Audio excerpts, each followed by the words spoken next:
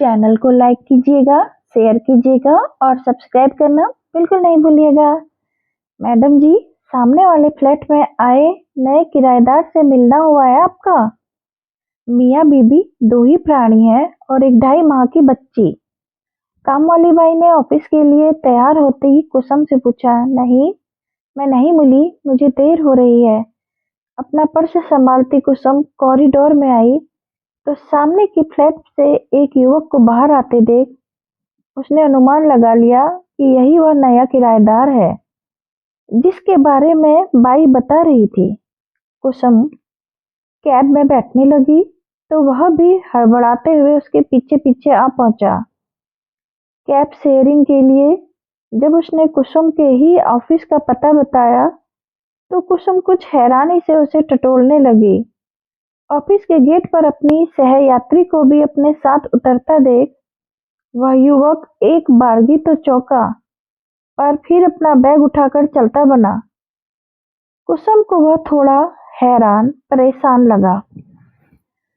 Office पहुंचकर कुसुम काम में डूबी तो फिर सीधे शाम को ही सिर उठाने की फुर्सत मिली।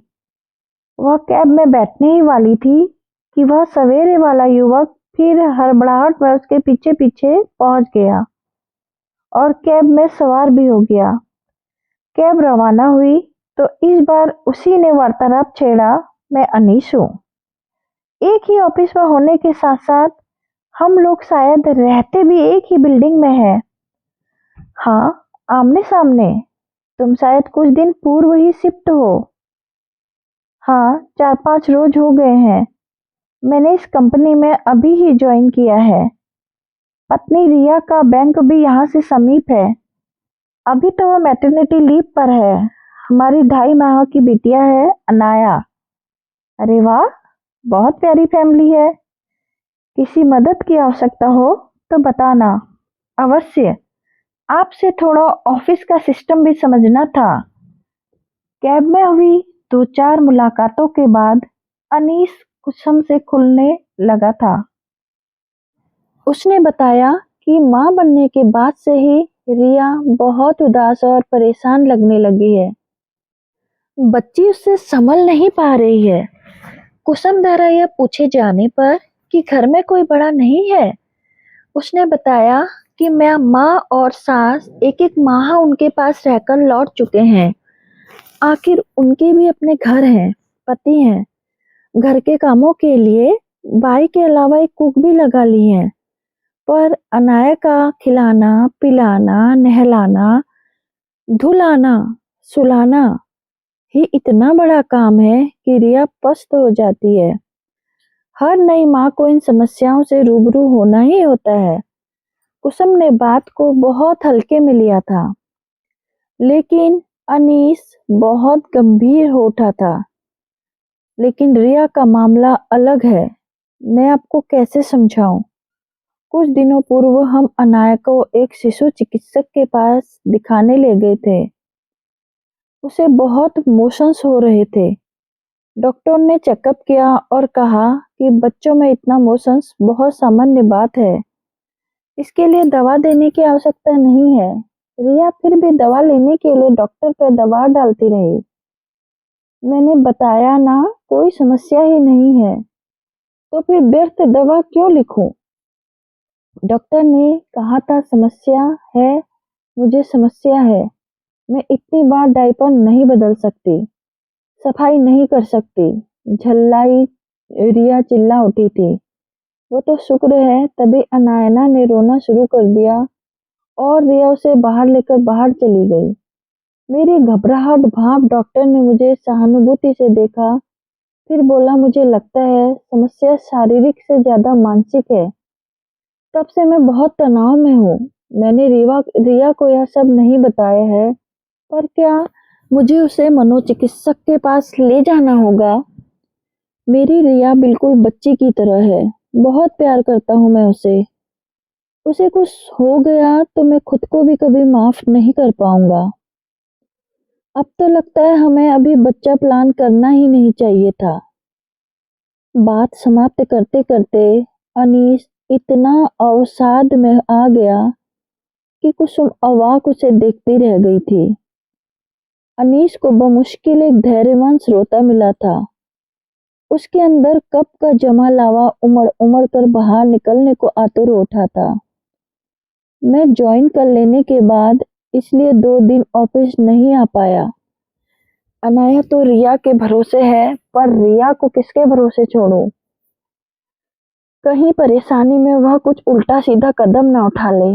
अनाया रोते रोते नहीं थकती और रिया थक कर खुद रोना शुरू कर देती है। आधे समय तक तो यह नहीं समझ पाती कि वह किस वजह से रो रही है, भूख लगी है या गीला किया है, पेट दुख रहा है कि गर्मी लग रही है या हाथ दब गया है। सारे ऑप्शंस ट्राई करते करते वह खुद अधमरी हो जाती है। मुझे समझ ही नहीं आता कैसे संभालूं, किसे चुप कराऊं। कुसुम ने बोला, समस्या मुझे समझ आ रही है। दरअसल रिया अभी सिर्फ शरीर से मां बनी है, दिल से नहीं। उसने बच्ची को जन्म तो दे दिया, पर उससे भावनात्मक रूप से जुड़ नहीं पाई है। मातृत्व लादा नहीं जा सकता, इसे स्वेच्छा से ओढ़ा जाता है। इसमें उसका कसूर भी नहीं है। पहले वह निहायत स्वच्छंद जिंदगी जी रही थी। मर्जी से उठना, कुछ भी खा पी लेना, पहन लेना, घूमना, ऑफिस जाना, तुम्हारा एक छत्र प्यार पाना एवं मातृत्व धारण करने के बाद अब उसका सब कुछ बच्चे पर निर्भर हो गया है। उसे उसकी नींद सोना होता है, उसकी नींद जागना होता है, उसके हाजमे के ख्याल से खाना पीना होता है, उसे फीड करा के इस हिसाब से पहनना होता है। बच्ची का पूरा तामझाम लाद कर कहीं निकलना, इससे तो घर में ही रहना उसे बेहतर लगने लगा है। यह सब रिया का दृष्टिकोण है, जिसे प्यार से, नरमाई से और भरपूर सहयोग से तुम्हें ही बदलना होगा। पर घबराओ मत, मैं तुम्हें पूरा सहयोग दूंगी। तुम्हें बड़ी बहन मानकर मुझे अपनी समस्या शेयर की है, मैं तुम्हें निराश नहीं करूंगी। तो कब मिलवा रहे हो मुझे उनसे? आज शाम को ही। ऑफिस से आप मेरे साथ ही चलना। वादे के मुताबिक कुसुम शाम को अनीस के संग उनके घर पहुंच गई। अनीस के घर के हालत बता रहे थे कि अनीस ने उसके आगमन की घर पर कोई पूर्व सूचना नहीं दी थी। शायद उसके सम्मुख समस्या का पूरा कच्चा चिट्ठा खोलकर रख देना चाहता था। चारों ओर बच्ची के गंदे कपड़े, डायपर और दूध के बर्तन बिखरे हुए थे। अनाया बिस्तर पर गहरी नींद में सो रही थी और पास ही जमीन पर बैठी रिया बिस्तर पर सिर टिकाए बेसुध सी पड़ी थी। स्पष्ट था कि काफी संघर्ष के बाद उसे ये पल नसीब हुए थे। ढीला ढाला पैजामा, उस पर छोटी सी टी शर्ट, क्लचर से निकले गालों पर झूलती, अनसुलझे बालों की लटें, क्लांत चेहरे पर इतनी मासूमियत की कुसुम के मुंह से बेसाख्ता निकल गया।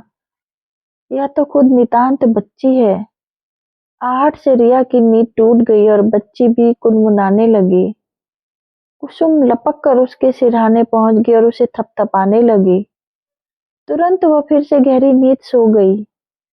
रिया सकपकाई से अपने कपड़े, बाल आदि ठीक करने लगी तो कुसुम ने प्यार से उसके गालों पर थपथपा दिया। रिलैक्स, मैं तुम्हारी पड़ोसन हूँ, तुम्हारे पति की बड़ी बहन के समान।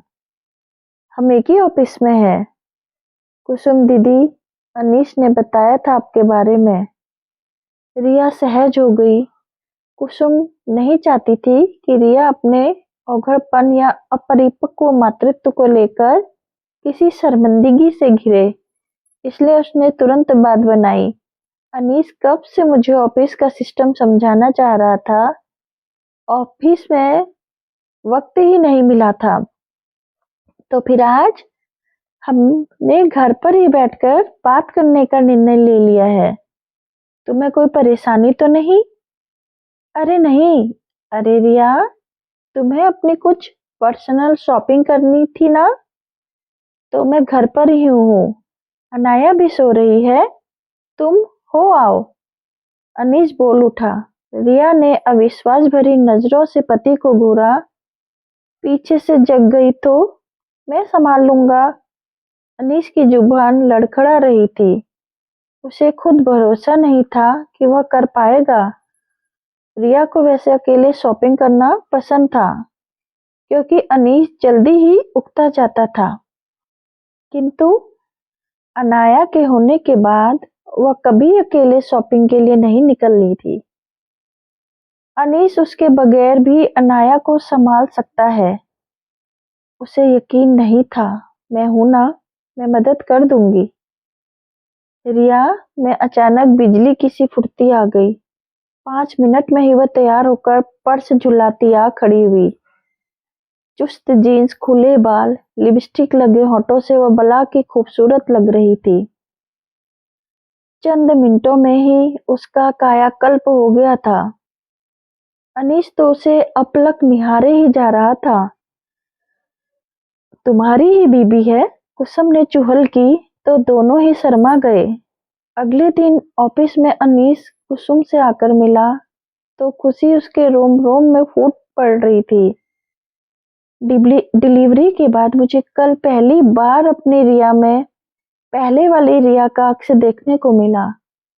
शॉपिंग बैग से लदी फदी व बेहद खुशनुमा मूड में कल घर लौटी। बाजार में उसकी सहेली मिल जाने से उसके शॉपिंग का मजा दुगना हो गया। प्रसूति के बाद उसने पहली बार अपना मनपसंद स्ट्रीट फूड पापड़ी चाट खाई, पर उस वक्त भी उसे अनाया के हाजमे का ख्याल आ गया, इसलिए बेचारी एक प्लेट ही खा पाई। उसे कहना कभी कभी थोड़ा ऐसा वैसा खा लेने से कोई हर्ज नहीं है। बच्चे का हाजमा भी तो मजबूत करना होगा। अच्छा ऐसा है, मैं बोल दूंगा। मेरे तो कल यह सोचकर हाथ पैर फूल रहे थे कि अकेले अनाया मुझसे संभलेगी या नहीं। आपके जाने के बाद काफी देर तक वह सोती ही रही। तब तक बाई आ गई तो मैंने उससे सारा घर व्यवस्थित करवा दिया। दरअसल मन में यह संभल था कि कुछ कदमों की दूरी पर ही आप मदद के लिए मौजूद हैं। एक मदद और चाहिए। 2 दिन बाद मदर्स डे है। मैंने अनाया की ओर से रिया के लिए कार्ड तैयार किया है। आप बताइए, यह उसे पसंद तो आ जाएगा ना? कार्ड पर रिया की गोद में अनाया की बेहद प्यारी तस्वीर थी। अंदर लिखा था, मॉम, आपकी जिंदगी की पहली प्राथमिकता बनकर मैं बहुत गौरवान्वित महसूस करती हूँ। जानती हूँ मुझे बड़ा करने में आपको बहुत कष्ट उठाने पड़ रहे हैं, बहुत समझौते करने पड़ रहे हैं, पर क्या करूँ, मैं पूर्णतः आप पर निर्भर हूँ। आप सबकी जगह ले सकती हैं, पर कोई आपकी जगह नहीं ले सकता। आपकी अनायना। बहुत मार्मिक भाव अभिव्यक्ति। यदि अनाया बोल सकती होती तो सचमुच यही सब कहती। कुसुम ने अनीस को प्रोत्साहित किया था। उत्साहित अनीस को बेसब्री से रिया की प्रतिक्रिया का इंतजार था। मदर्स डे के दिन हैप्पी मदर्स डे लिखा केक काटते रिया सचमुच भाव विभोर हो गई थी। फिर अब अनीस ने अनाया के हाथ से उसे कार्ड पकड़ाया तो वह आश्चर्यचकित तुरंत उसे खोलकर पढ़ने लगी। पूरा पढ़ते पढ़ते रिया की आंखें नम हो गई। लपक कर उसने अनीस की गोद से अनाया को लगभग छीन ही लिया और सीने से चिपकाकर ताबड़तोड़ चूमने लगी। रिया आज सही मायने में अनाया की मॉम बन गई थी। दोस्तों, कहानी पसंद आए तो कमेंट कीजिए, लाइक कीजिए और सब्सक्राइब